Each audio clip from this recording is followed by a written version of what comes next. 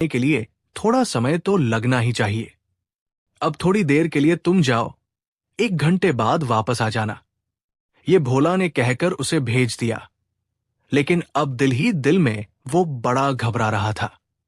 उसने मन ही मन सोचा कि मुझे हीरे के चोर का पता नहीं, तो मैं उसका मुझे हीरे का तो पता नहीं, तो मैं चोर का पता कैसे लगाऊंगा?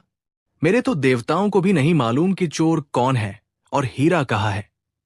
उसने एक ठंडी सांस भरी और माथे पर हाथ रखकर बोला, अरे पारो, तुमने मुझे किस मुसीबत में फंसा दिया। थोड़ी ही देर में एक संयोगवश भीड़ में उस जौहरी की पत्नी भी थी, जो अपने पति के पीछे पीछे आई थी, हीरे की तलाश में। वो कहा और किससे क्या पूछने वाला है। अब सोने पर सुहागा ये हुआ कि जौहरी की पत्नी का नाम भी पारो था। भोला की बात सुनकर वो समझी कि इस ज्योतिषी को पता चल गया कि हीरा मैंने चुराया है। वो थरथर कांपती हुई आगे बढ़ी और भोला के सामने हाथ जोड़कर बोली, मुझे माफ कर दीजिए, मैं उस जौहरी की पत्नी हूं।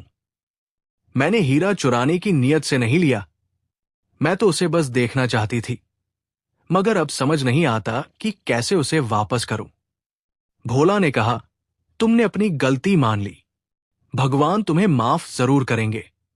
अब तुम जल्दी से घर जाओ और वो हीरा अपने पति की कमीज की जेब में डाल दो।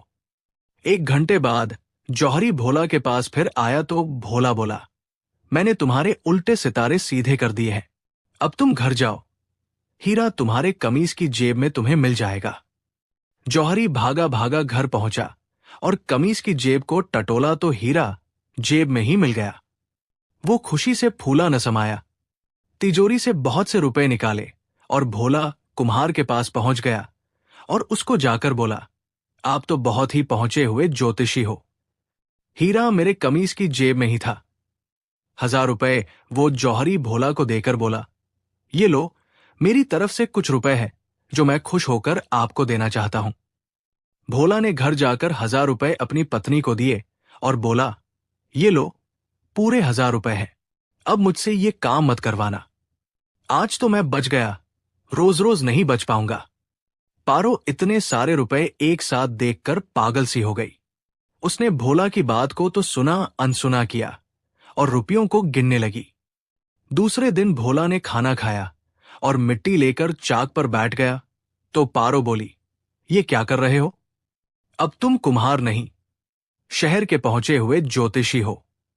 जाओ बाजार जाओ और लोगों को बेवकूफ बनाकर उनकी जेब खाली कराओ।